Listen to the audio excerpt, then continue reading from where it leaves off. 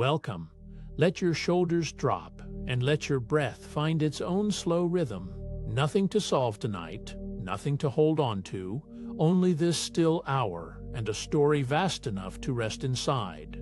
Long before any telescope confirmed it, an idea took shape on paper. In 1915, Albert Einstein published his general theory of relativity, a new description of gravity as the bending of space and time itself.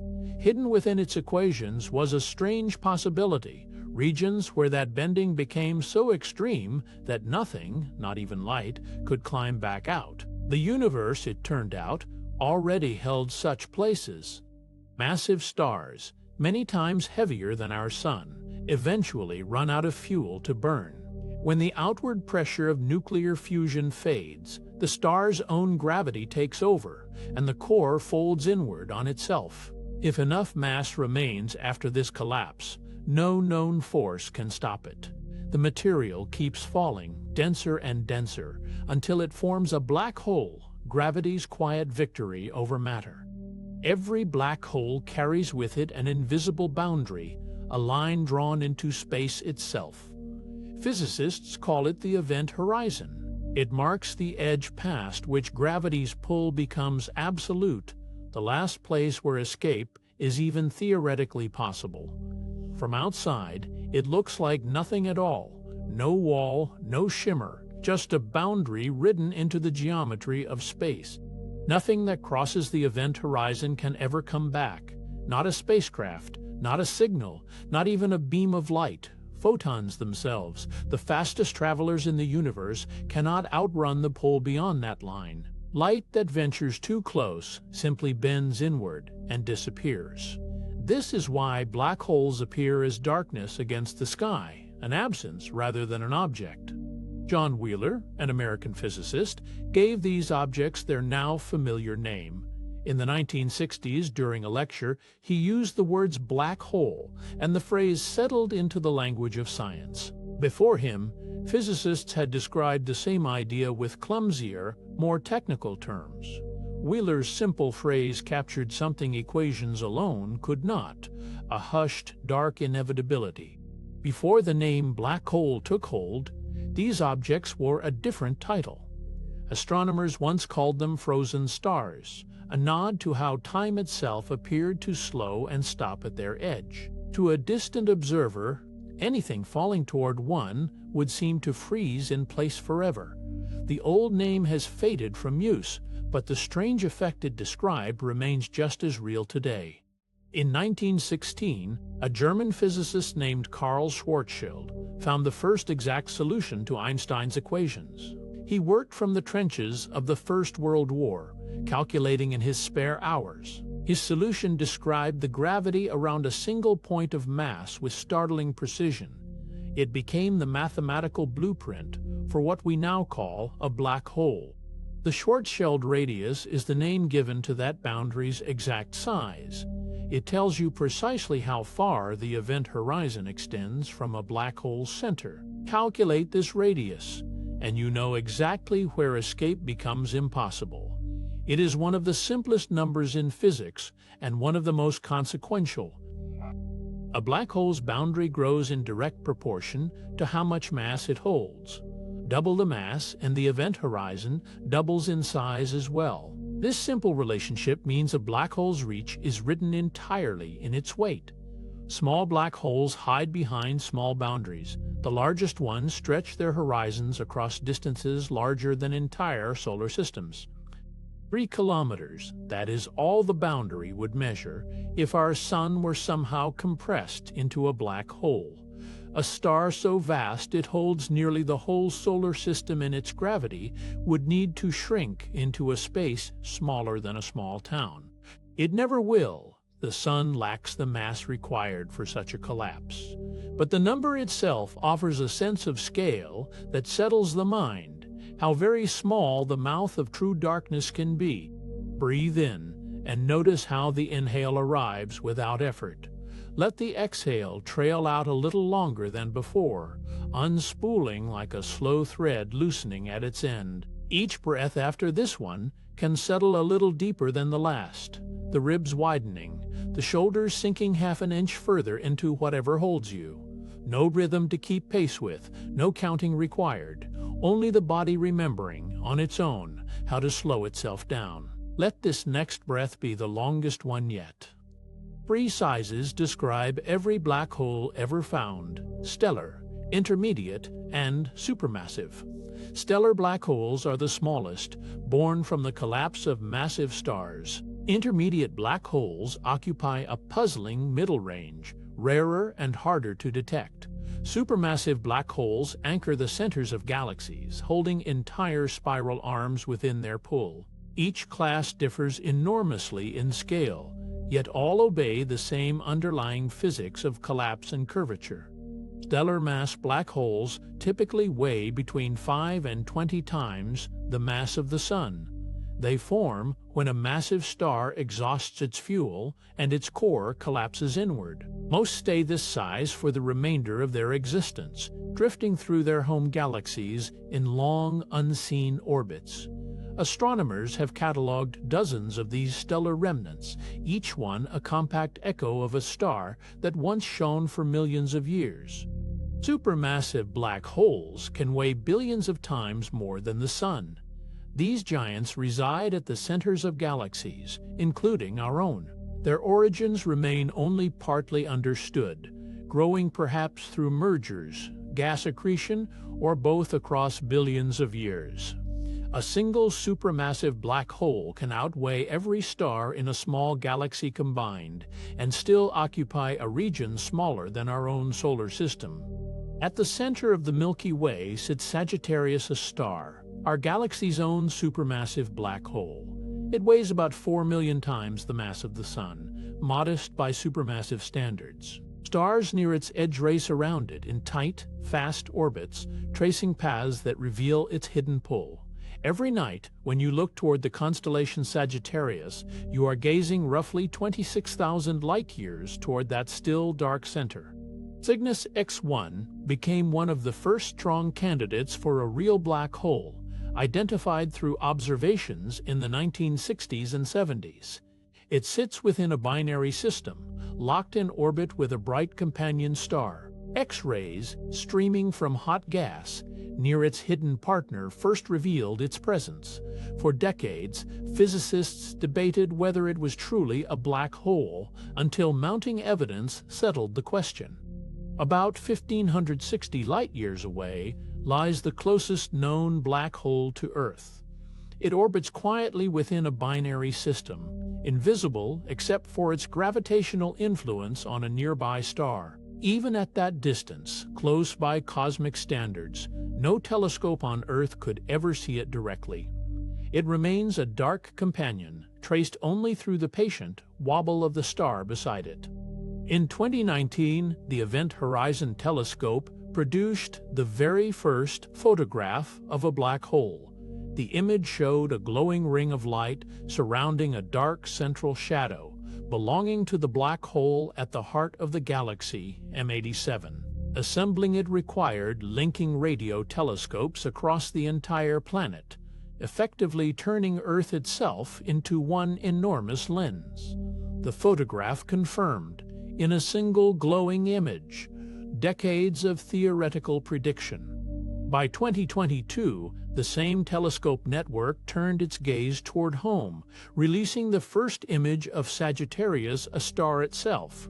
The picture revealed a smaller, fainter ring than the one seen at M87, distorted by gas swirling and shifting over mere minutes. Capturing our own galaxy's black hole proved far harder, since its surroundings churn and change more quickly than that calmer, distant giant. Even so, the resemblance between the two portraits was striking. 6.5 billion suns worth of mass anchors. The black hole at the heart of the galaxy, M87. Its shadow stretches wider than our entire solar system, vast enough that light takes days to cross it. Jets of particles blast outward from its poles, stretching thousands of light-years into intergalactic space. It was this very giant that first appeared in that historic photograph, glowing faintly against the darkness of its own making. Gravity alone reveals most black holes ever found. Light cannot escape their edge, so astronomers watch for its absence instead. A star orbiting nothing visible. A smear of gas suddenly bent onto a strange path. A beam of light curving where no mass appears to explain it. Each clue points toward a hidden weight in the darkness. In this way, black holes are traced not by sight, but by their pull on everything nearby. Notice how heavy your feet have become, pressed into the mattress like stones settled into sand. That heaviness climbs upward now, into your calves, your knees, spreading through your thighs like warm water rising. Let your hips sink deeper, then your lower back, until the whole length of your spine rests fully supported. Your shoulders follow, then your arms, then your hands, each one giving its full weight to what holds you. Even your head grows heavy now, resting into the pillow completely. Andrea Ghez and Reinhard Genzel spent years following a handful of stars near the galaxy's core. Watching those stars trace tight loops around an invisible point let them calculate exactly how much mass had to be hiding there. No image was needed, only years of tracking light across many seasons. Their work confirmed a black hole roughly 4 million times heavier than the Sun, sitting at the heart of the Milky Way. For that discovery, they shared the Nobel Prize in Physics. Two stars can share one fate, bound together in a slow gravitational dance. One shines brightly across space, the other stays completely dark, betraying itself only through its pull on its partner. Astronomers watch the visible star swing back and forth, tracing an orbit shaped by something unseen. When the hidden mass proves too great for any ordinary star, a black hole becomes the simplest explanation left standing. Laser light split into two paths, kilometers long, forms the heart of LIGO and Virgo. These detectors wait for a passing gravitational wave to stretch one path and shrink the other by a distance smaller than a single proton. Mirrors hang in near-perfect stillness, isolated from every tremor of the ordinary world. When two black holes collide across the universe, the resulting ripple can, ever so briefly, disturb that stillness enough to measure. 2015 marked the first confirmed detection of gravitational waves reaching Earth. The signal arrived from two black holes that had spiraled together and merged more than 1 billion years earlier. By the time it reached our instruments, the wave was almost impossibly faint, yet still just large enough to register. Physicist Rainer Weiss, Kip Thorne, and Barry Barish later shared the Nobel Prize for making that detection possible. Mass itself can convert directly into pure energy when two black holes merge into one. In the final moments of collision, space-time rings like a struck bell, radiating that energy outward as gravitational waves. Several times the mass of the Sun can vanish from the combined system in this way, carried off not as matter, but as pure geometric motion. It remains one of the most efficient energy conversions known in nature. Only 3 numbers are needed to completely describe any black hole: its mass, its spin, and its electric charge. This idea, called the no-hair theorem, means every other detail of the original collapsing star gets erased. Two black holes with identical mass, spin, and charge would be, in principle, perfectly indistinguishable from one another. Whatever complexity once shaped the dying star disappears entirely behind the horizon. Charge, in the case of a black hole, is described by a solution named after physicists Hans Reisner and Gunnar Nordström. Their equations allow for a black hole carrying electric charge alongside its mass. In practice, matter falling into a real black hole tends to arrive electrically neutral, canceling out any charge almost as fast as it builds. Because of this, a genuinely charged black hole appears exceedingly rare in the universe we observe. Extremal black holes mark a theoretical edge where spin or charge reaches the absolute maximum allowed for a given mass. At that limit, the equations describing the event horizon behave strangely, and some formulations suggest the horizon itself might vanish. No known process appears able to push a real black hole quite that far. The extremal case remains a boundary, explored mostly on paper, a limit nature seems reluctant to reach. From a great distance, a black hole's gravity feels utterly unremarkable.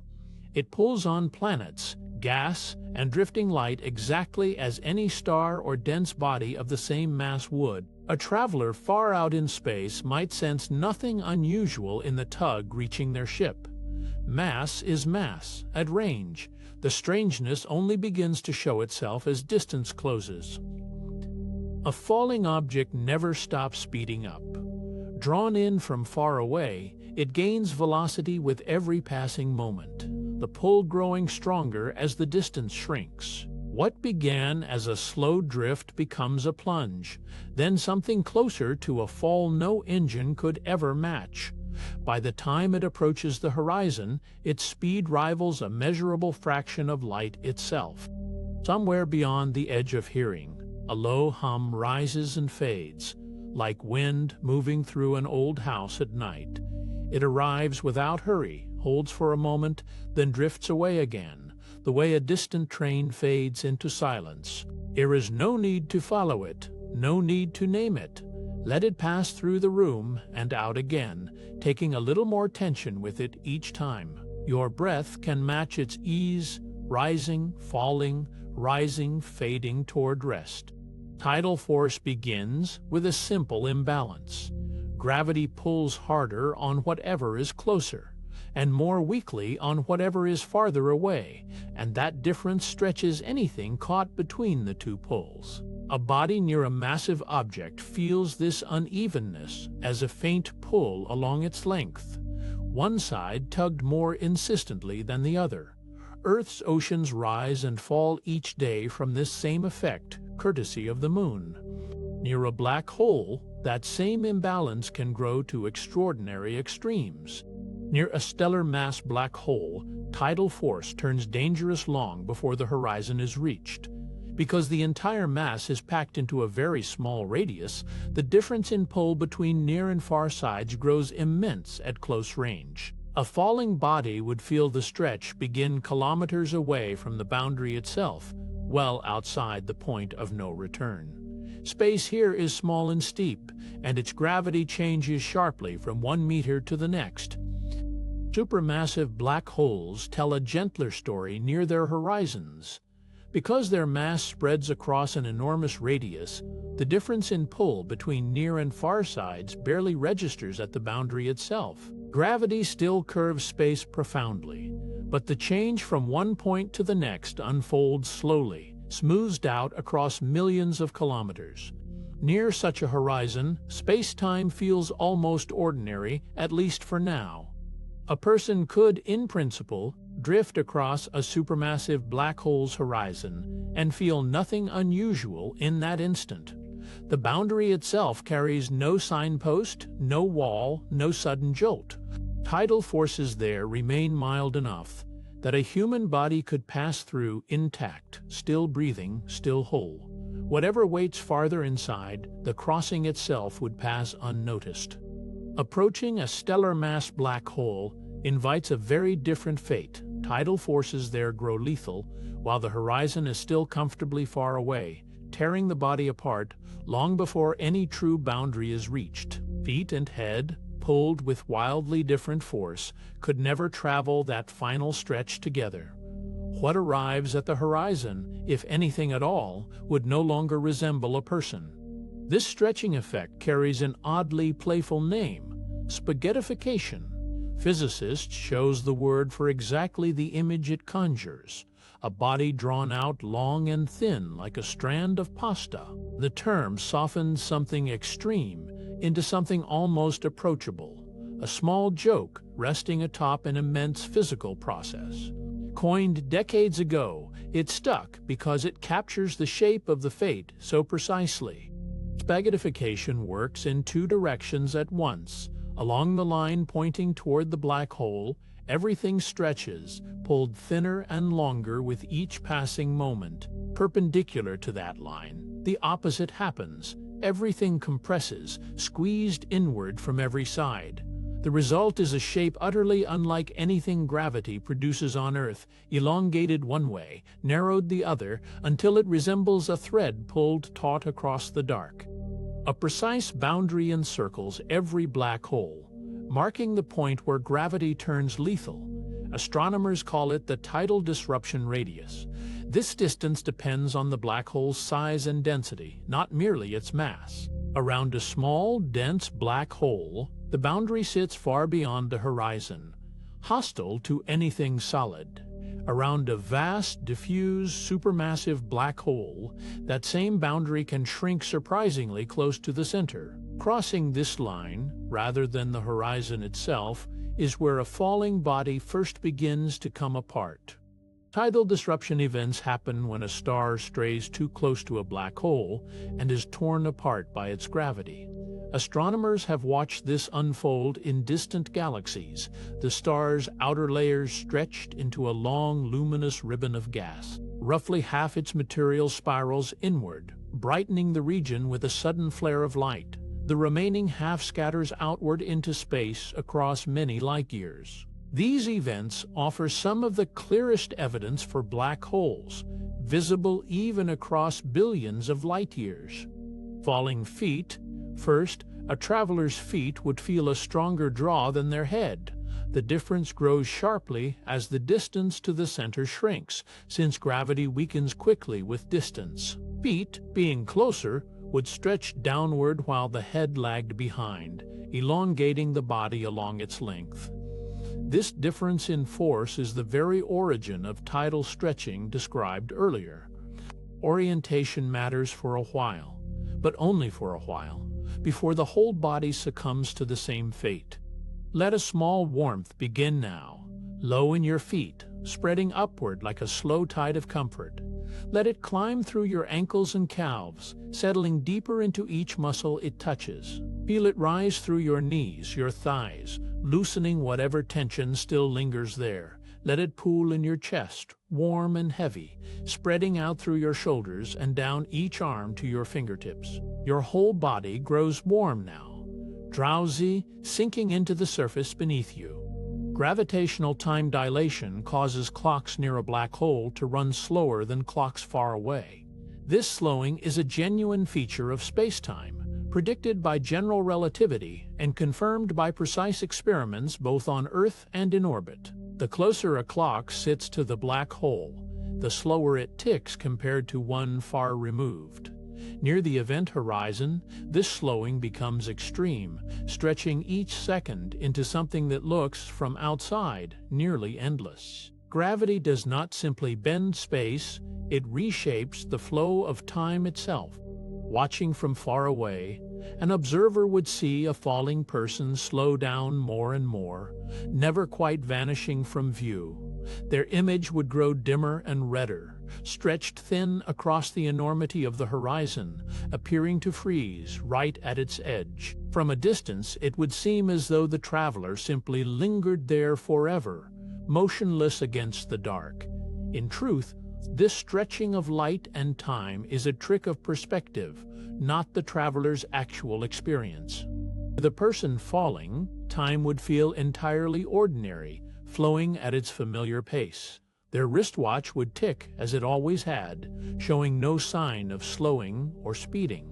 Their heartbeat would keep its usual rhythm, their thoughts moving at their usual speed. The dramatic freezing seen by a distant witness belongs only to that witness's point of view. For the traveler, the fall would continue smoothly, seconds following seconds, all the way toward whatever waited ahead. As the fall continues, the visible sky would begin to shrink into a small, brilliant circle overhead. Light from every direction would bend inward, gathered by gravity into a narrowing patch of brightness. Stars once scattered across the whole sky would crowd together, compressed into that shrinking ring. The blackness surrounding it would grow, spreading outward until it dominated the entire field of view. What began as an ordinary night sky would slowly fold itself into a single luminous window. Light that started out behind the traveler would bend around the black hole and reappear ahead of them. Gravity acts like a lens here, curving rays of light along paths no straight line could follow. A star, once positioned directly behind the observer, might, after enough bending, seem to shine from directly in front.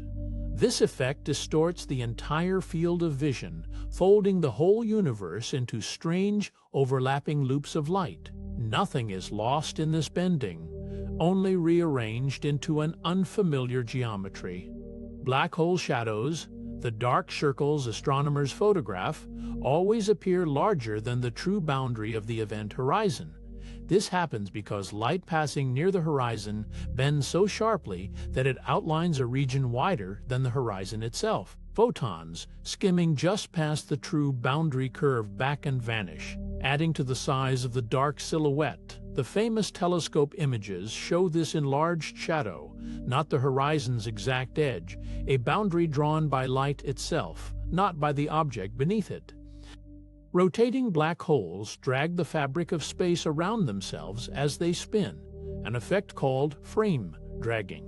Space-time itself gets pulled along, much like water swirling around a turning drain. Nearby light and matter are swept into this slow rotational current. The closer an object drifts, the stronger the pull becomes, until moving against the spin turns impossible. This spinning geometry marks one of the strangest departures from the still, simple black holes once imagined. Roy Kerr, a mathematician working in New Zealand, found the exact solution for rotating black holes in 1963. Until then, Einstein's equations had only been solved for black holes that stayed perfectly still. Kerr's breakthrough revealed a far richer geometry, twisted and folded by spin. His solution remains the standard description used for every rotating black hole studied today. Real black holes, it turns out, almost certainly spin. Frame dragging carves out a region called the ergosphere, lying just outside a rotating black hole's horizon. Within this zone, space itself moves in the direction of the hole's spin. The ergosphere bulges outward near the equator and narrows close to the poles. Anything entering this region gets carried along by the rotation, whether it intends to or not. Unlike the horizon, the ergosphere still allows an eventual escape. Inside the ergosphere, nothing can stay still relative to the distant stars, no matter how powerful its engines.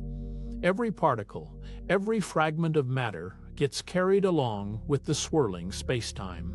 Standing motionless, there would require moving faster than light, which nothing can achieve. This forced motion is not a limit of technology, but a feature written into the geometry itself. Space here simply will not hold still. Somewhere in a quiet room, a shaft of light falls across the air, and within it, dust rifts without hurry. Each speck hangs, turns, sinks a little, rises a little, going nowhere in particular. No task waits for that dust, no destination to reach before morning.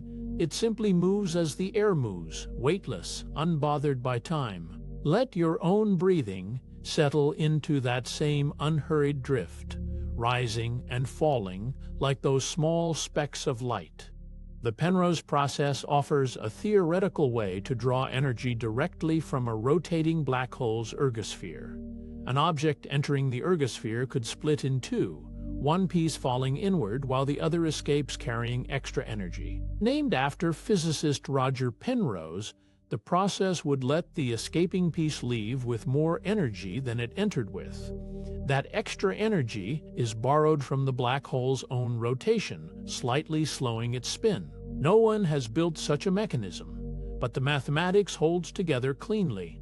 Feeding a black hole with enough infalling matter can spin it up toward the theoretical maximum rotation rate. Each particle that spirals in carries angular momentum, nudging the whole spin a little faster. Certain observed black holes appear to be rotating remarkably close to this extreme limit, A natural ceiling seems to exist, though, past which adding further spin becomes almost impossible. Nature seems to approach the edge without quite reaching it. The photon sphere marks a place where light itself could, in theory, loop endlessly around a black hole. At this precise distance, space-time curves so sharply that a beam of light can travel in a closed circular path. Photons here neither escape outward nor plunge inward. Held in a balance, no matter could share. This shell of light circles the black hole indefinitely, until the smallest disturbance sends it drifting away. It is a boundary made entirely of motion, not matter. Looking outward from the photon sphere, an observer could, in theory, see the back of their own head. Light leaving the back of the skull would curve all the way around the black hole and return to the eyes. The image would arrive faint and stretched thin by the long curved journey it had taken. Every direction one looked would show that same looping path, circling darkness before returning. Vision itself would fold back on the observer, endlessly and strangely.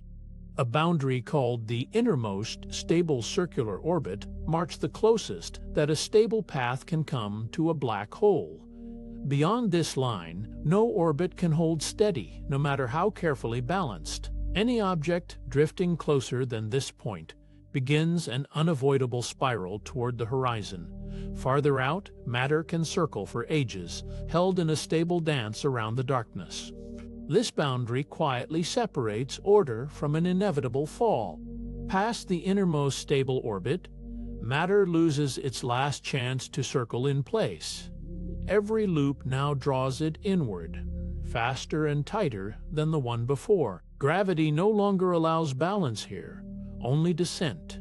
Gas and dust that drifted calmly moments earlier begin rushing toward the center, gathering speed as their paths shrink. This spiral is not a choice the universe is making. It is the only geometry left available. Falling gas, compressed and rubbed together, begins to glow long before it ever reaches the horizon. Countless particles collide as they crowd into a narrowing space, and that friction turns motion into heat.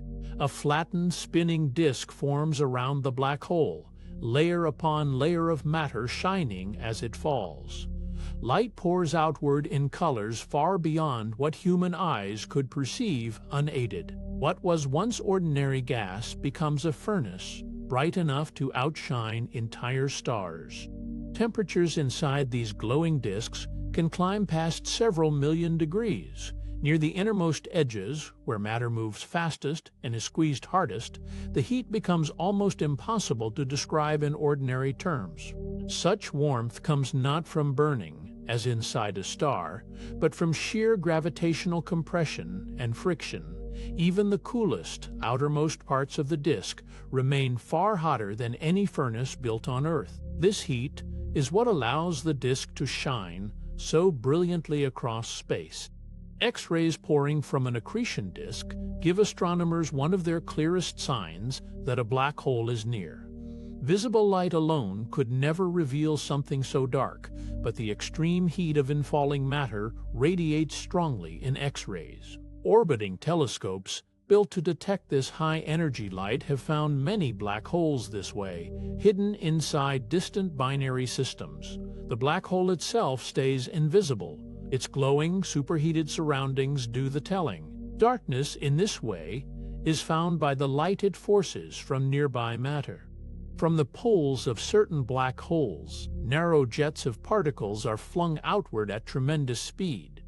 These jets rise directly out of the swirling disk, launched along magnetic field lines twisted by the black hole's spin.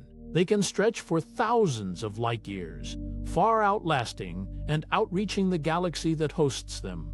Not every black hole produces jets, and why some do while others stay quiet remains an open question in astrophysics.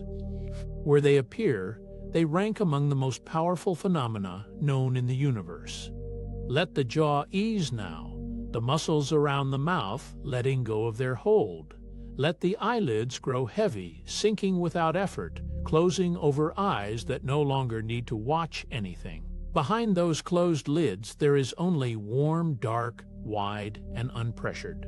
Let the brow smooth, the small furrow between the eyebrows loosening on its own. There is only this, a face at rest, a mind settling into the hush of night, ready to drift toward sleep. The event horizon is a line drawn by mathematics, not a wall built from matter. It marks the boundary where escape velocity equals the speed of light, but there is no surface there to touch, no barrier to strike. Space and time behave differently past this point. Matter can cross without noticing anything unusual in that instant. It exists only in the equations that describe gravity's grip, not in any material sense. Nothing marks it visibly except the effects it has on light and time nearby. A falling observer, crossing that line, would feel nothing sudden happen to their own body. No jolt, no flash, no signal marks the passage from outside to inside. Locally, gravity still feels the same as it did a moment earlier, smooth and continuous. Only later, looking back or forward, would the true nature of that crossing become clear. For the traveler in that instant, it would seem like crossing any other point in empty space. Quantum theories hint that the horizon's edge may not be a fixed line at all, but something inherently blurred. At the smallest imaginable scales, where gravity and quantum mechanics both matter, the precise mathematical boundary of general relativity may dissolve into uncertainty. Physicists working on quantum gravity describe this as a kind of fuzziness, a location that cannot be pinned down exactly.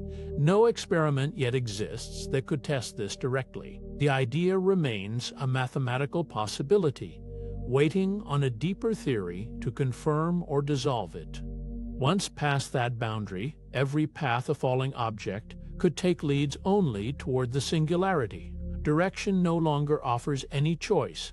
Left, right, up, down, all point the same way inward. It is less like falling toward a place, and more like falling toward a moment that has not yet arrived.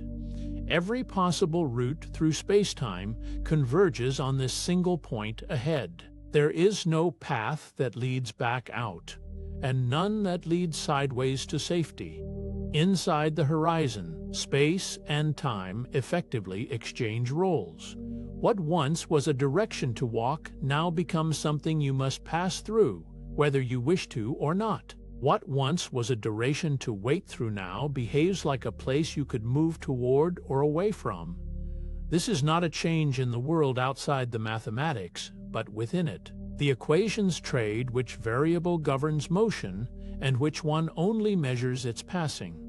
The singularity, once you are inside, no longer sits off to one side. It waits ahead, folded into what remains of your future, the way tomorrow waits ahead of today. There is no sideways escape route, no branching path that avoids it. Every direction that once meant left or right, up or down, has collapsed into a single heading, forward, toward that moment yet to arrive. It resembles less a place you might miss than an appointment you cannot cancel.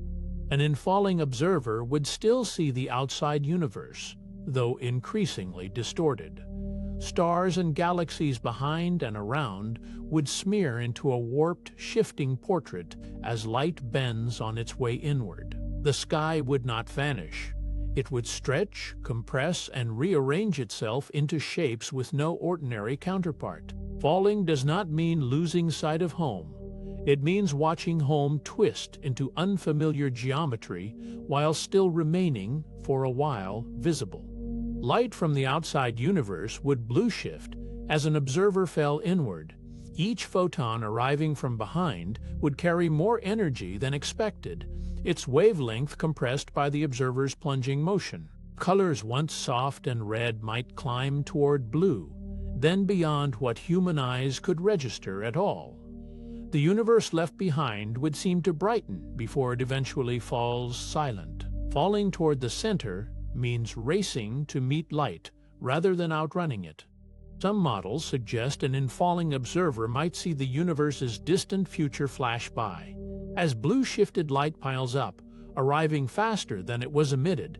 Billions of years outside could seem to compress into a final, hurried glimpse. In this picture, the last thing witnessed might be the universe's own distant fate playing out in an instant.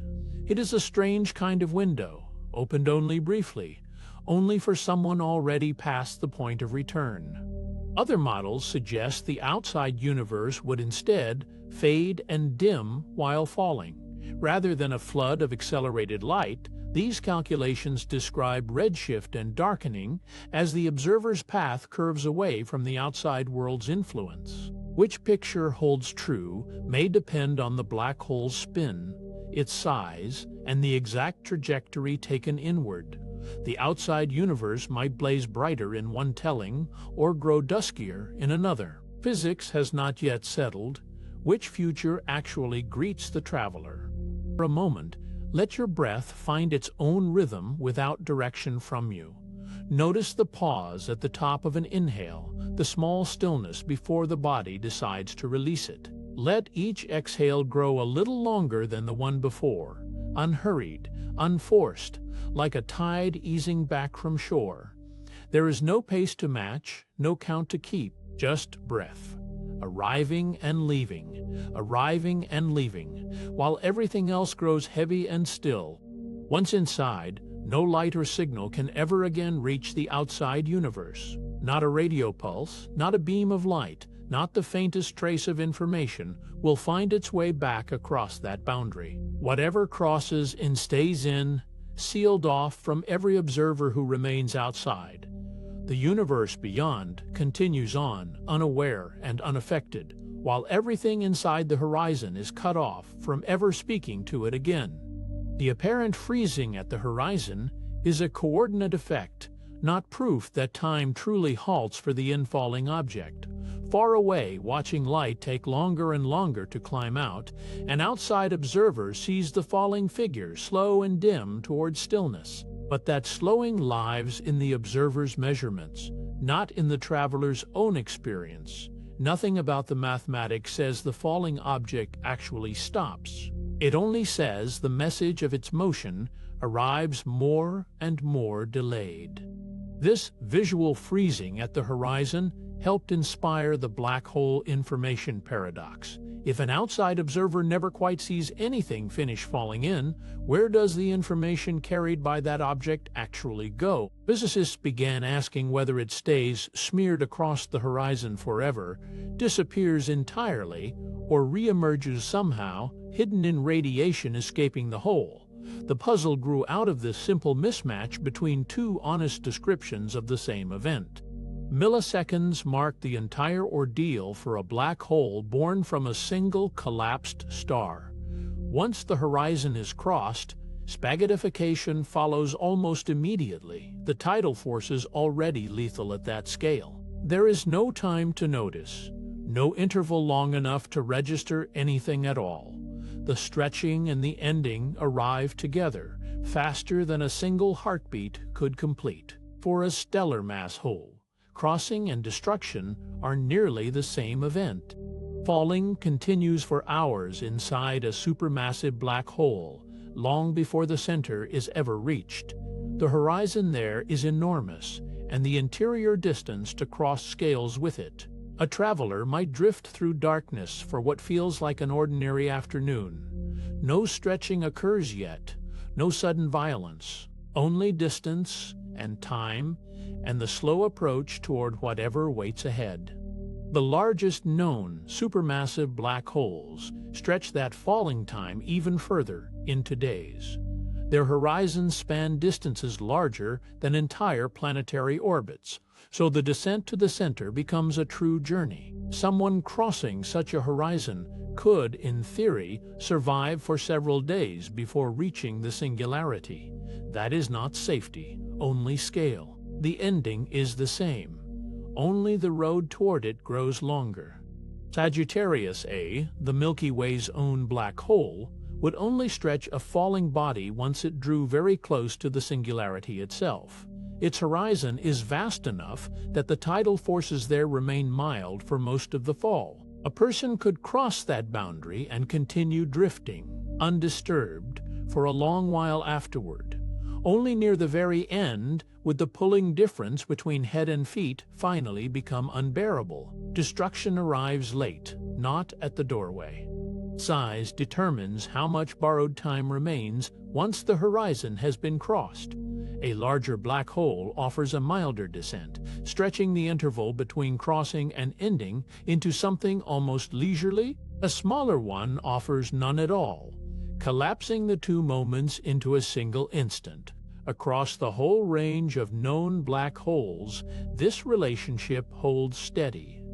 Mass buys time, even in a place with no way back out. Tidal stretching keeps intensifying until it finally overtakes the chemical bonds holding atoms together. Those bonds are extraordinarily strong, forged by electromagnetic forces that hold ordinary matter firm under nearly every circumstance found in the universe. Tidal force near a singularity has no such limit. It grows continuously, well past the point where anything ordinary could resist. Eventually, even the tightest bonds give way, and a body becomes a stream of separated matter. In the final moments, atoms themselves give way, unable to hold their own structure together. Electrons are pulled from their orbits, nuclei separate from the particles that once surrounded them. What remains is no longer matter in any familiar sense, only a thinning stream of fundamental pieces. This happens deep inside the horizon, far from any outside witness. The transformation is total, and it does not reverse. Feel the weight of your own body now, settling fully into whatever holds you. Let your shoulders sink first, then your arms, then your hands, each one heavier than the last. Your legs grow heavy too, ankles loosening, feet releasing whatever tension they carried through the day. Let your head rest its full weight into the pillow beneath it. There is only this heaviness now, spreading downward, drawing you further into rest with each passing moment. At the very last instant, theory suggests that even subatomic particles could be disrupted by the curvature itself. Electrons, and the particles making up ordinary matter, would face distortions beyond anything ever produced in a laboratory. No experiment on Earth reaches conditions extreme enough to test this directly. The mathematics continues upward, describing forces with no known floor. What actually happens at that final scale remains an open question in physics. Deep inside the horizon, gravitational compression would eventually crush matter past the densities found inside atomic nuclei.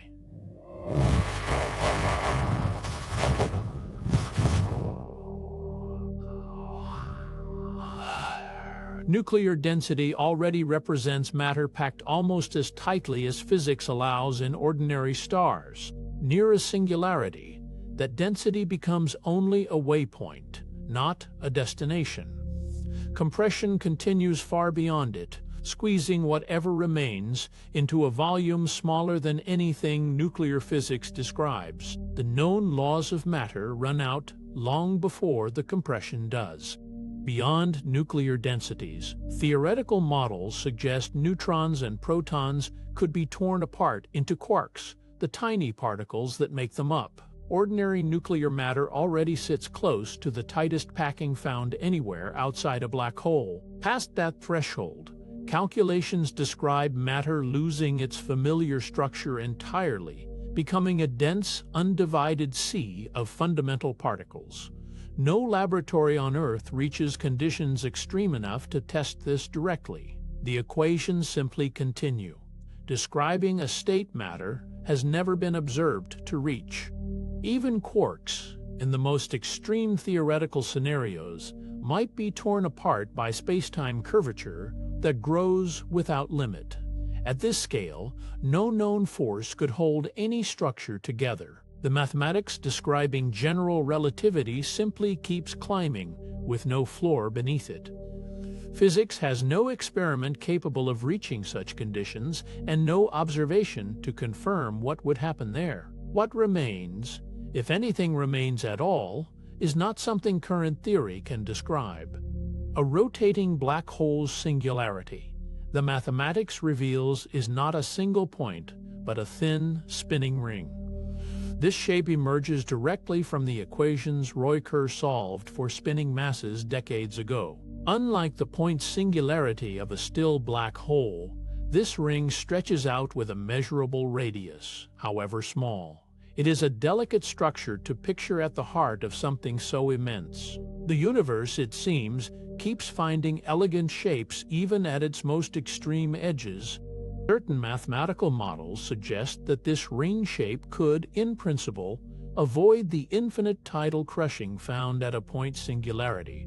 A path threading near the ring's plane, rather than through its center, might experience forces that stay finite rather than growing without bound. This remains a feature of idealized equations, tested only on paper.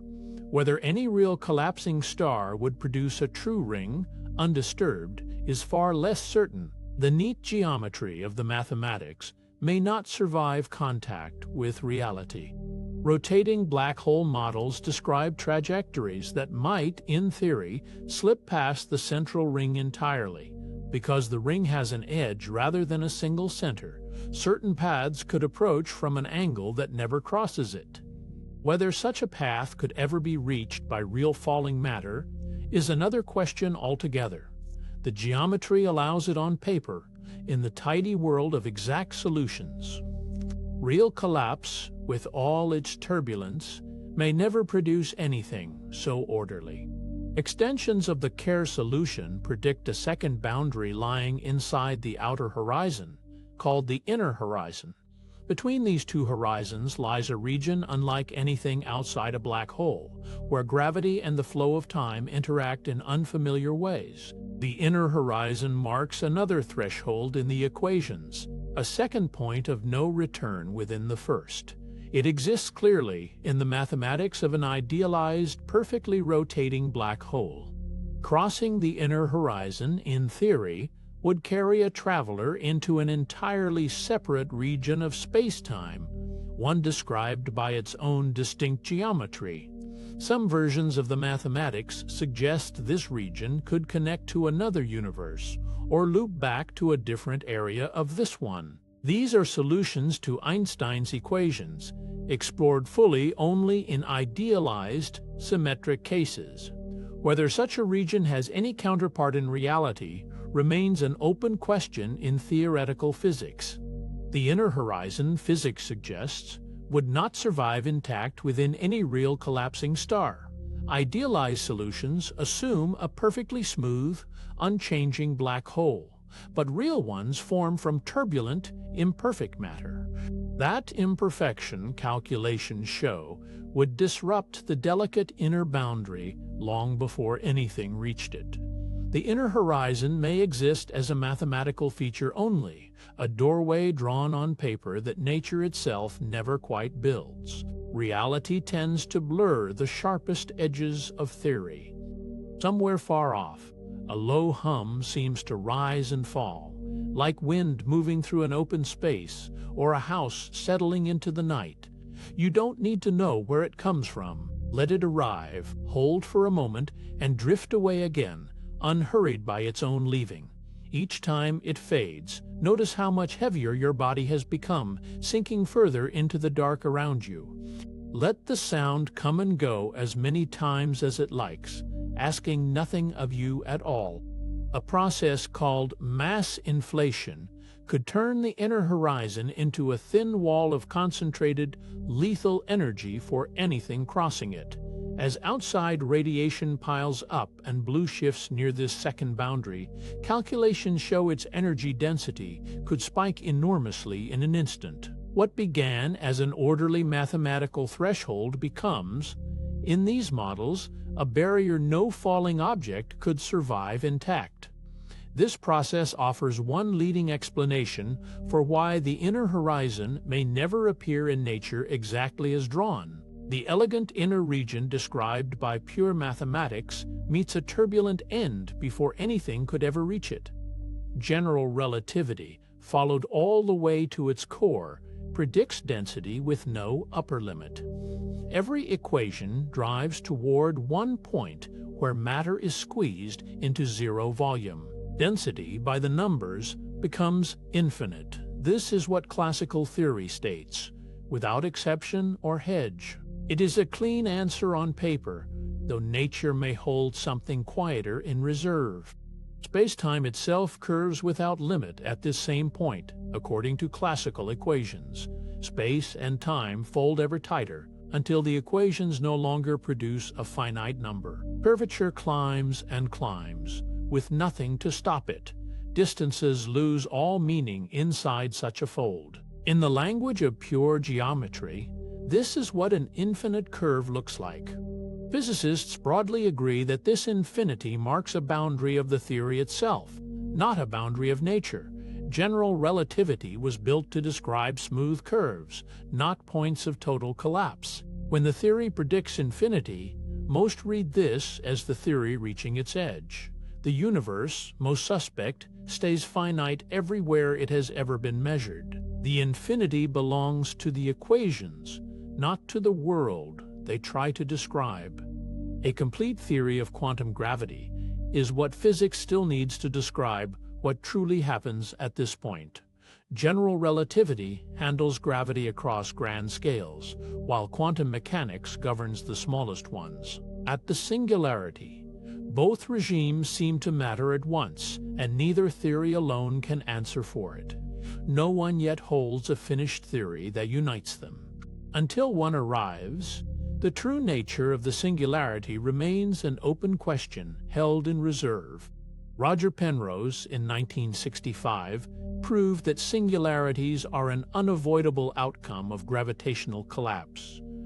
Using tools drawn from topology, he showed that once a star collapses past a certain point, a singularity must form under very general conditions. His proof didn't depend on perfect symmetry, the kind physicists had assumed before.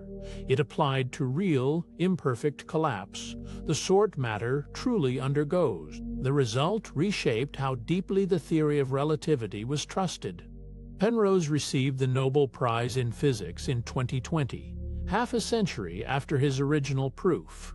The prize recognized his demonstration that black holes are a firm prediction of general relativity, not a strange exception to it. He shared that year's honor with two astronomers who had studied the real black hole at the center of our galaxy. Decades separated the proof from its recognition. Ideas of this depth, it seems, are allowed to wait. String theory and loop quantum gravity offer two different pictures of what might replace the singularity. String theory imagines the tiniest particles as vibrating loops of energy, smoothing away the sharpest points. Loop quantum gravity, instead, pictures space itself as built from tiny discrete units, grains that may never compress past a certain size. Both remain speculative, untested by direct observation. Each offers its own way of turning infinity into something finite instead. In some quantum gravity models, the singularity is replaced by a bounce into a new region of spacetime. Instead of crushing down to zero size, collapsing matter reaches an extreme density, then rebounds outward again. This rebound could, in theory, create an expanding region on the far side, resembling a new universe of its own. The idea borrows from proposals about our own universe's origin. It remains one imaginative answer among several, with no way yet to test it directly. Quantum gravity theories suggest that space itself may lose its smoothness as it nears the singularity, breaking into tiny discrete grains. At the smallest conceivable scale, called the Planck length, distance may no longer divide endlessly. If true, there would be a smallest possible size to space, a floor beneath which nothing smaller exists. Infinite density would then become impossible, capped instead at some enormous but finite number. Space, in this picture, resembles fine sand rather than an unbroken sheet. Let warmth begin somewhere small, perhaps behind your eyes or low in your chest, and let it spread from there on its own. Feel it move into your shoulders next, loosening whatever they've carried through the day. It drifts down through your arms, past your elbows, into your fingers, until your hands feel heavy and warm at your sides. Let it pool in your stomach, then flow lower, through your hips, your knees, all the way to your feet. Wherever the warmth has passed, let that part of you rest completely, sinking a little deeper into the dark. One hypothesis imagines something different at the threshold, not smooth space, but a wall of blazing high-energy radiation, poised just inside the horizon. This is called the firewall hypothesis, and it breaks sharply from the older picture where crossing feels uneventful. Instead of gliding past the boundary, an object would meet a barrier fierce enough to overwhelm whatever reaches it. The image is stark, unlike the smooth continuity most equations describe. It remains a proposal, not a confirmed feature of nature. If the firewall exists, it would not allow a graceful passage inward. Whatever fell across the horizon would encounter it in an instant, disrupted long before reaching any singularity at all. This stands in sharp contrast to the equations of general relativity, which predict a serene, unremarkable crossing. Two respected theories, quantum mechanics and gravity, seem to disagree about which fate is correct. Neither has yet been shown wrong. The firewall hypothesis was born from a specific puzzle in quantum black hole physics, first laid out clearly in 2012. A group of physicists showed that three trusted assumptions about black holes could not all hold true together. Something had to give. Either information survives, or the horizon stays smooth, or the deepest laws of quantum mechanics bend. A wall of radiation was one way to keep quantum rules intact while giving up the horizon's smooth passage. Einstein's equivalence principle assumes that falling through empty space should feel perfectly ordinary, no matter how close a horizon might be. A firewall would violate that principle outright, replacing an uneventful fall with a sudden, overwhelming disruption. This is part of why the idea unsettles many physicists, since the equivalence principle sits at the foundation of general relativity itself. If firewalls exist, that foundation would need to bend in ways not yet fully understood. Whether firewalls truly exist remains an open question across theoretical physics. Some models support them, drawn from careful reasoning about quantum information. Other models reject them, defending the older picture of a horizon that lets things pass unnoticed. No experiment has ever come close to testing either side directly. For now, both possibilities exist side by side in the mathematics, waiting. The information paradox asks a deceptively simple question: when matter falls into a black hole, does the information describing it vanish forever, or does it somehow survive? Quantum mechanics insists that information can never truly be destroyed, only rearranged. General relativity, taken at face value, suggests it disappears completely once matter crosses the horizon. The tension between these two answers has occupied physicists for decades without full resolution. Stephen Hawking, in 1974, proposed something that seemed impossible at the time: black holes are not truly eternal. Using quantum theory alongside general relativity, he showed that black holes should slowly emit radiation and lose mass over immense stretches of time. Given enough time, a black hole would shrink, fade, and eventually vanish altogether. This radiation now carries his name, and it remains one of the most celebrated predictions in modern physics. Hawking radiation arises from quantum effects unfolding right at the edge of the horizon, where the vacuum of space is never perfectly empty. Fields of energy constantly flicker there, allowed by the uncertainty at the heart of quantum theory. Near an ordinary patch of space, these flickers cancel out and leave nothing behind. Near a horizon, the balance breaks, and some of that flickering escapes outward as a faint stream of particles. Hawking's equations reveal something counterintuitive about black hole temperature. It runs opposite to mass. A black hole many times heavier than the Sun stays colder than the space around it, its radiation far too faint to measure. A far smaller black hole, by contrast, radiates far more intensely, losing its mass at a much faster rate. The largest black holes in the universe are, in this sense, the coldest objects known to exist.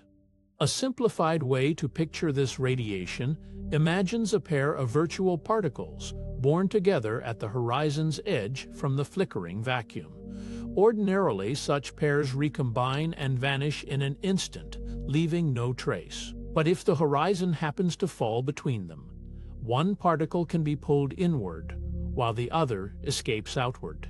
The escaping particle becomes real, carrying away a small trace of the black hole's mass and energy. Let your attention rest on something simple: snow falling outside a window, each flake drifting without hurry, settling into stillness before the next arrives. There is no need to count them, no need to follow any single flake to the ground. Let your shoulders sink a little further into the mattress, the way the snow sinks into itself, layer after layer, hush after hush. Your breath can fall just as easily, unforced, one soft descent at a time. Black holes, despite the crushing gravity that defines them, are not permanent residents of the universe. Hawking's insight showed that every horizon radiates faintly, losing a sliver of mass with each passing moment. Across the deepest imaginable stretches of time, that slow leak adds up. Eventually, even the largest black hole would radiate away its last trace of matter and disappear entirely, leaving only empty space where it once stood. A single stellar mass black hole would need a stretch of time almost impossible to grasp before it fully evaporates. The current age of the universe, some 13.8 billion years, would be only a fleeting instant by comparison. Even after every star has burned out and every galaxy has drifted into darkness, these black holes would remain, still radiating photon by photon. Only after unimaginably longer ages would their mass finally reach zero. Microscopic black holes, if ever created for a fleeting moment inside a particle collider, would evaporate almost instantly. Their tiny mass means an enormous temperature, and an enormous temperature means a swift, total release of energy. Instead of lingering for eons, such a black hole would vanish within a fraction of a second. No collider on Earth has yet produced convincing evidence that this has actually happened. If information survives a black hole's evaporation, it may be written into the surface of the event horizon itself, rather than lost inside. This idea treats the horizon almost like a thin membrane, etched with every detail of what has ever fallen through. As the black hole radiates and shrinks, that etched information could slowly leak back out into the universe, encoded within the pattern of the escaping radiation. The holographic principle sets a strict limit on how much information any region of space can ever contain. That limit depends only on the area of the boundary surrounding a region, never on the volume tucked inside it. A room filled with every possible detail still cannot hold more information than could be written across its outer walls. This idea first emerged directly from studying the strange mathematics of black holes. This same boundary principle has inspired a striking and speculative idea that our entire universe might itself be a kind of projection. Everything experienced as three-dimensional in this picture could be encoded on some distant two-dimensional surface far beyond ordinary perception. It remains an untested hypothesis, resting more on elegant mathematics than on direct evidence. Even so, it has reshaped how physicists think about space, information, and the deep architecture underlying reality. Leonard Susskind and Gerard T. Hooft, working in the early 1990s, each arrived at early versions of this holographic idea.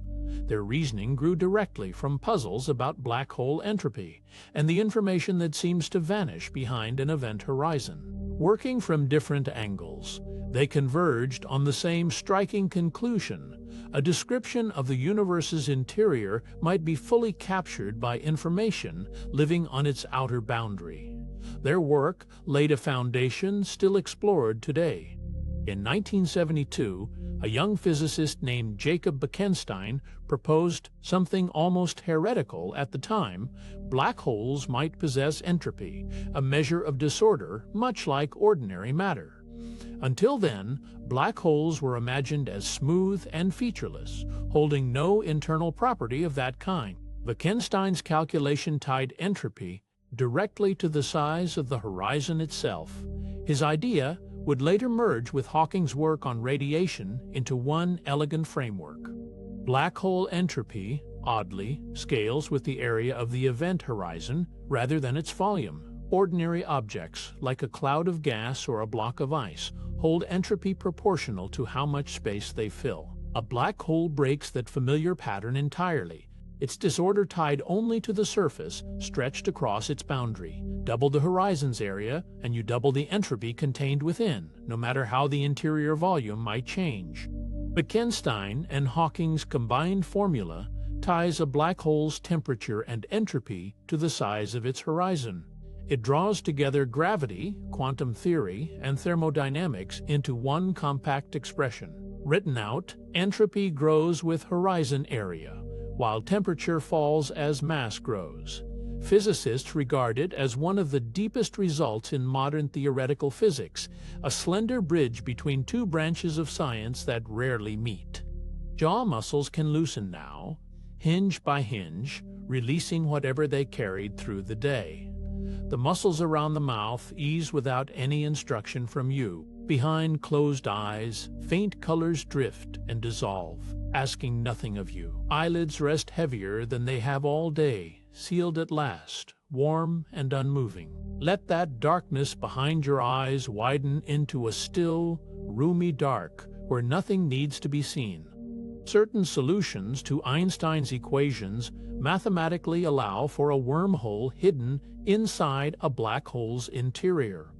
In these solutions, the geometry curves and folds until two distant regions of spacetime seem to touch. It looks, on paper, like a tunnel connecting one place in the universe to another, or perhaps to another universe altogether. The mathematics is real and consistent, yet it says nothing about whether such a structure could ever exist in nature. Albert Einstein, working with physicist Nathan Rosen in 1935, gave this theoretical bridge its enduring name. Their paper explored how the mathematics of general relativity might link two distant points in spacetime through a single throat-like passage. The idea predates the word wormhole, though the two names now describe the same imagined structure. It remains one of physics' most evocative pieces of pure geometry. Wormhole solutions inside black holes are thought to be inherently unstable, collapsing shut almost the moment they form. Calculations suggest the throat pinches closed faster than any signal or any traveler could cross from one side to the other. Even the faintest disturbance seems enough to seal the passage permanently. What appears open and inviting in the equations turns out, under closer study, to be fleeting beyond any practical use. Any real matter falling toward this passage would likely destroy it long before a single traveler could pass through. The added mass and energy from infalling material seem to warp the throat's geometry, sealing it shut with tremendous force. Idealized wormholes in pure mathematics assume an empty, undisturbed universe, a condition nature rarely offers.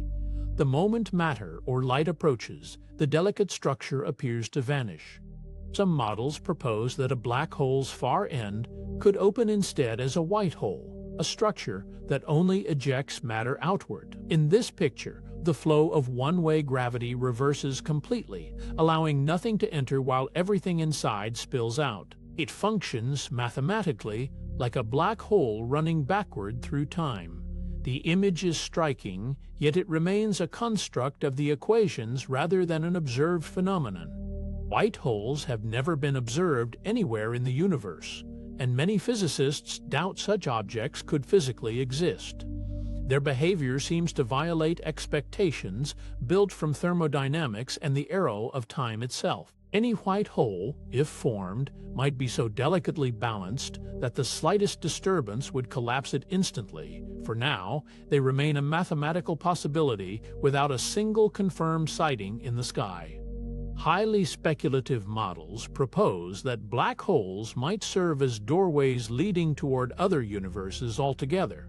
In these pictures, matter crushed inside a collapsing star does not vanish into infinite density, but instead spills into a newly formed region of spacetime elsewhere. Some versions imagine countless such universes budding off one another like branches on an enormous unseen tree.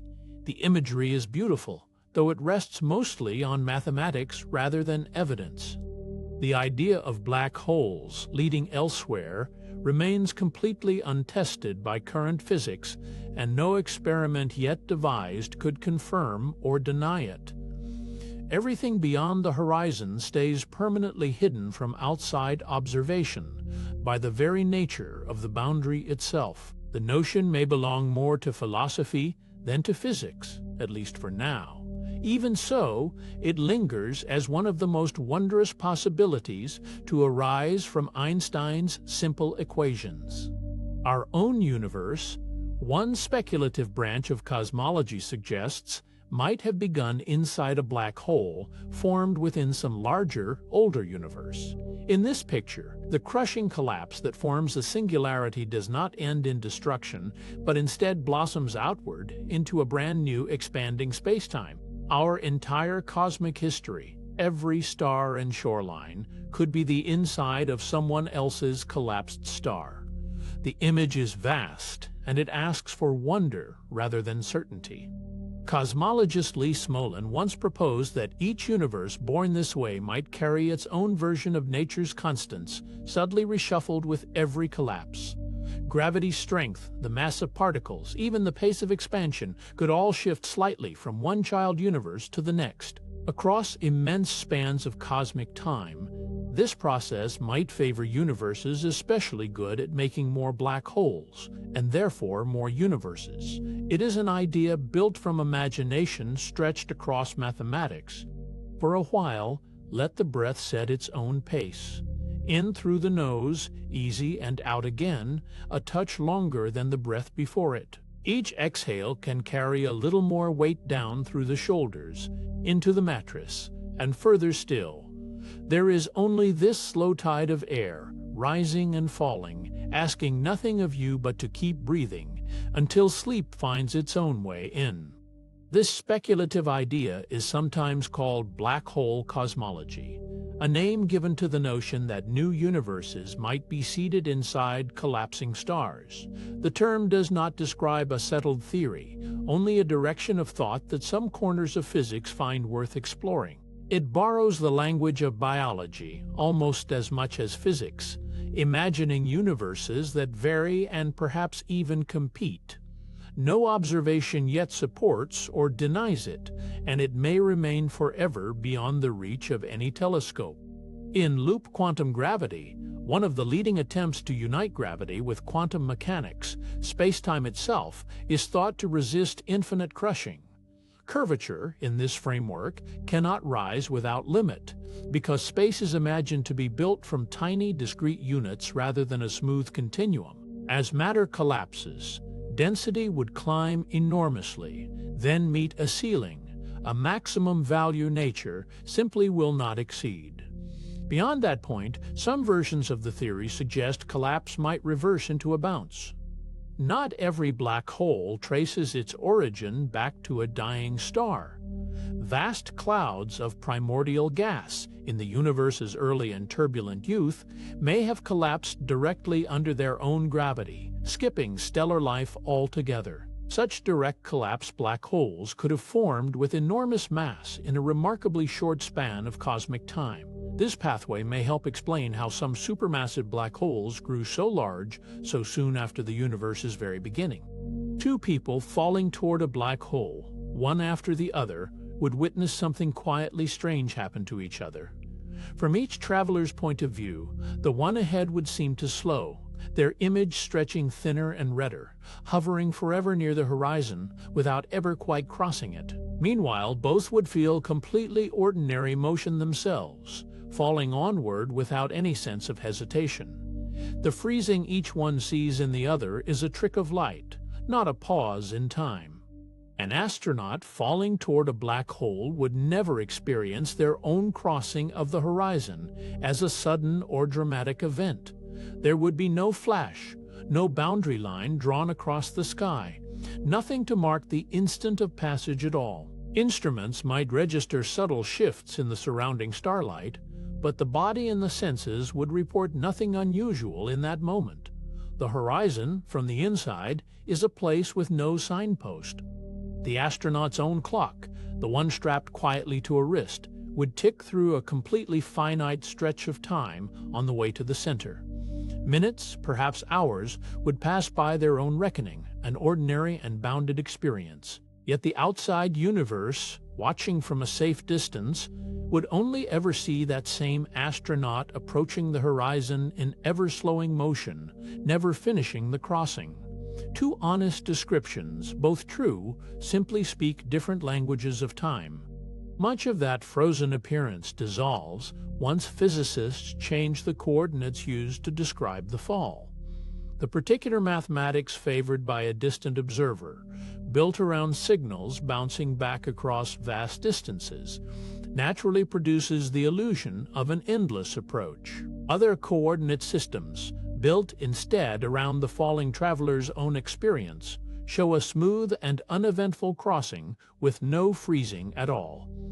The pause was never in the traveler's story to begin with. It lived only in the observer's chosen description of it. Eddington-Finkelstein coordinates were designed to describe smooth passage through the horizon. Arthur Eddington and David Finkelstein, working decades apart, each found a way to rewrite the equations so the boundary stopped looking like a wall. In their coordinates, a falling traveler crosses the horizon without any mathematical stumble, the numbers moving forward exactly as time does. The old appearance of freezing turns out to be built into the coordinates themselves, not into nature. Choosing better coordinates, the crossing becomes ordinary, continuous, and simple to read. Kruskal-Szekeres coordinates map the complete causal structure of a black hole in one diagram. Martin Kruskal and George Szekeres, working independently in the mid-20th century, found a single picture that shows every region a black hole's geometry contains: past, future, the outside universe, and even a mirror region no traveler could ever reach all, appear together on one page. The horizon becomes simply a diagonal line, no longer a place where equations break down. It is less a map of space than a map of every story physics allows. Penrose diagrams visually chart all possible light paths in and around a black hole.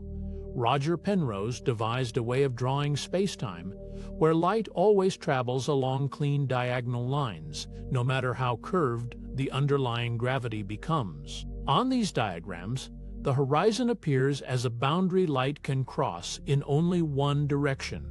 Every possible journey, inward, outward, or trapped forever, can be traced with nothing more than a ruler. The whole strange geometry of falling collapses into a picture simple enough to hold in one hand. Let your attention drift down into your body now. Part by part, feel the weight of your head settling into the pillow, heavy and full. Let that heaviness spread into your shoulders, then down through your arms, until your hands rest like stones, forgotten and still. Your hips sink lower, your legs grow dense and warm, your feet grow heavy at the very end of the bed. Every part of you is simply resting where it lies, held entirely by what is beneath you. Primordial black holes, if they exist, could be as small as an atom yet weigh as much as a mountain. In the earliest fractions of a second after the Big Bang, uneven pockets of density might have collapsed directly into black holes, long before any star had formed. Cosmologists still debate whether such objects exist at all, or in what numbers. If they do, some could be smaller than a single atom while carrying the mass of a small mountain. They would drift through the galaxy largely unnoticed, revealing themselves only through the subtlest gravitational tug. Falling into a primordial black hole would cause instant spaghettification far outside its tiny horizon. Because its mass sits crushed into such an extraordinarily small radius, its gravity changes with unusual sharpness across even a short distance. A falling object would feel a punishing difference in pull between its near and far side long before reaching the horizon itself. Where a supermassive black hole offers a smooth approach, this miniature one offers none at all. Stretching and destruction would arrive in an instant, long before any traveler crossed into darkness. Near a black hole, extreme gravity would redshift any light signal sent back outward.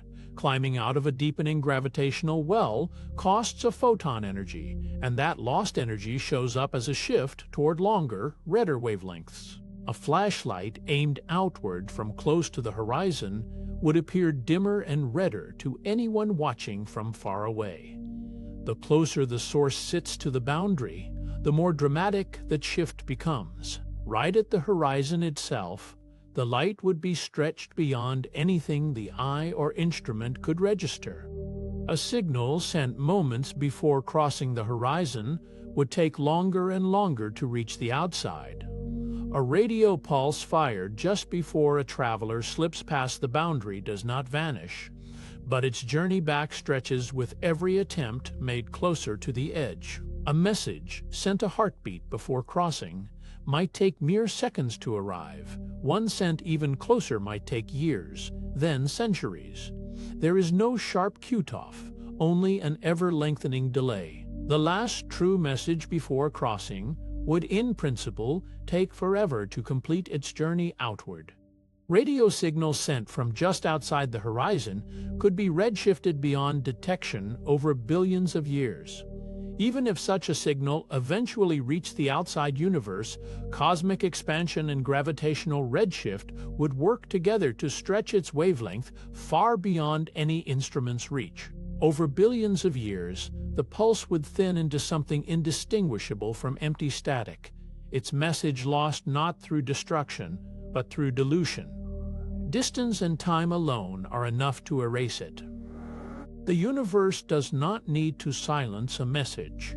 It only needs to wait. Falling in during a black hole merger would expose an object to complex, non-spherical tidal forces. When two black holes spiral together and merge, their combined gravity briefly loses the tidy symmetry any single black hole holds while alone. Space itself would ripple and twist unevenly, pulling harder from some directions than others and shifting from moment to moment. An object caught in that chaos would be stretched and squeezed along constantly changing axes rather than one steady line. It is one of the few points in this story where the geometry becomes genuinely turbulent. Close to a pair of merging black holes, gravitational waves would not arrive as sound, but as motion itself, felt as tidal stretches that lengthen and ease in a steady rhythm. A body caught nearby would be pulled taller, then shorter, then taller again, following the wave's oscillation like a slow, invisible tide. Each cycle would repeat faster as the black holes spiraled closer together. The stretching itself, in this scenario, would be rhythmic rather than constant, a pulse written directly into the shape of space.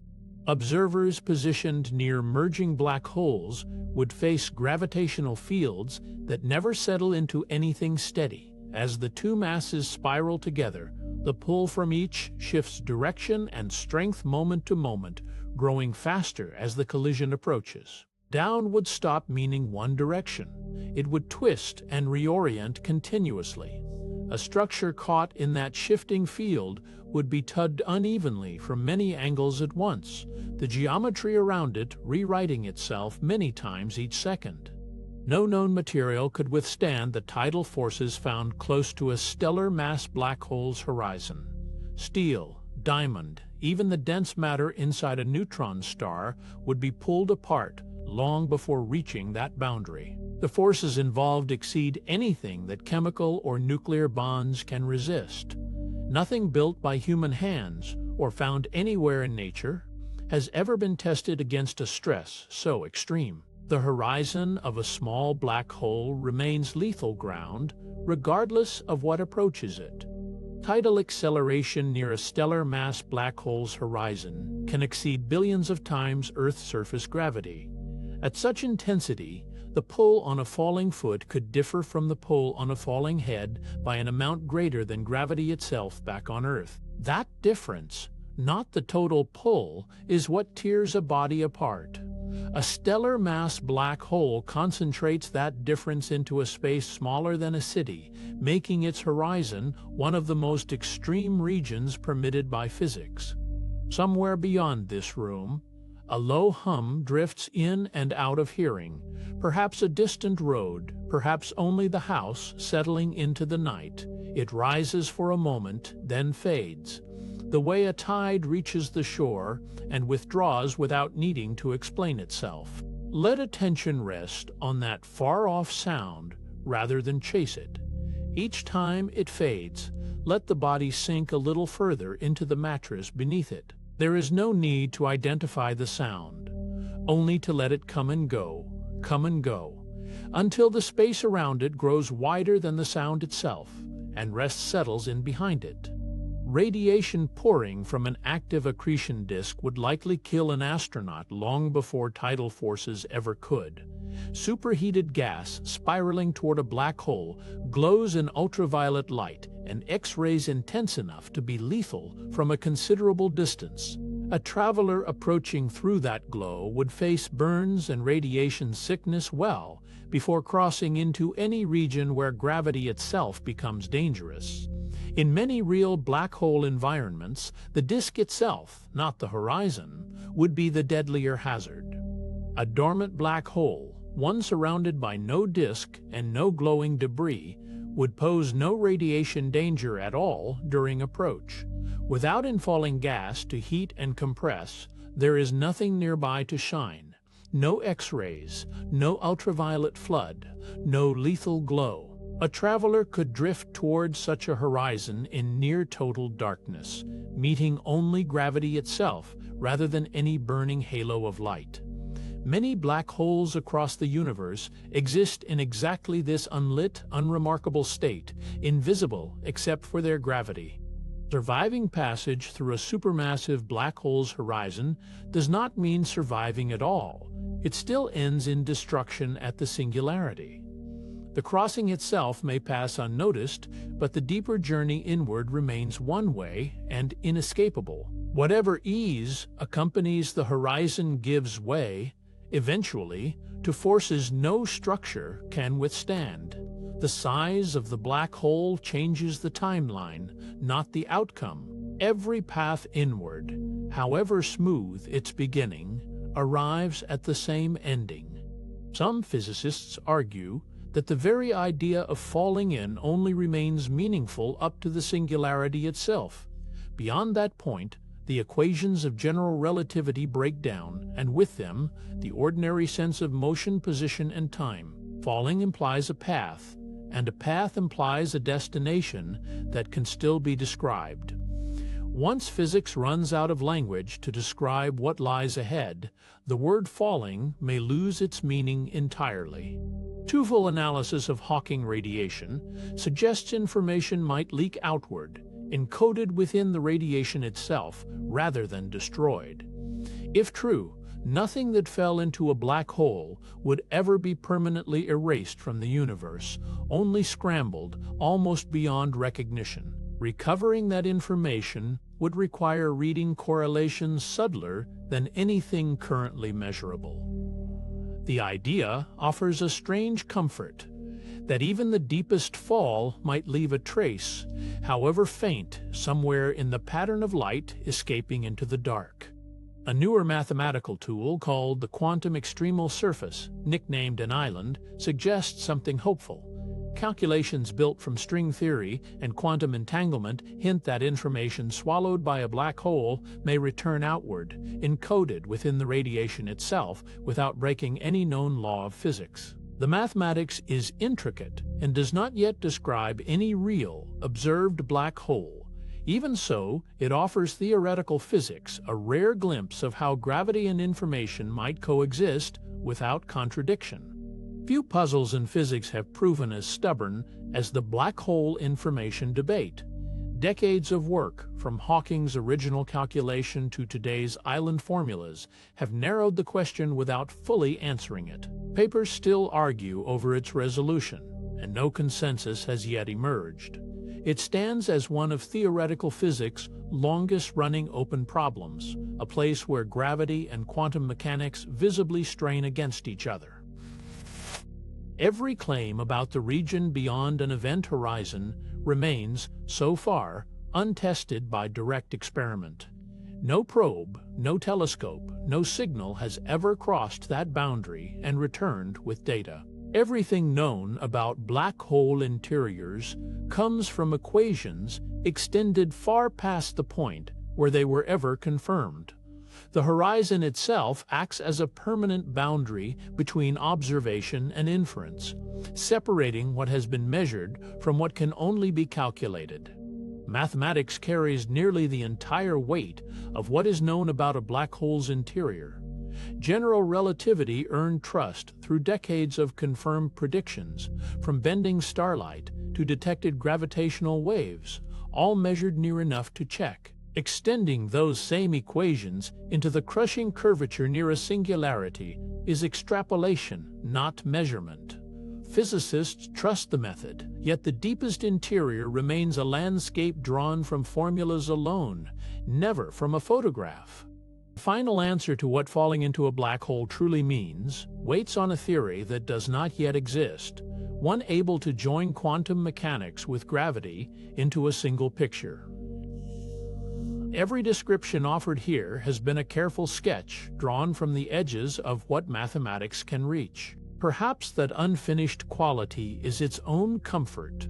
The universe still holds mysteries patient enough to outlast us, vast enough to make our resting bodies feel small and safe within something larger. Wherever you are now, warm beneath your blankets, know that the same laws cradling galaxies and horizons also hold you, unhurried and whole. Let the questions settle like dust in still air. Sleep now, and good night.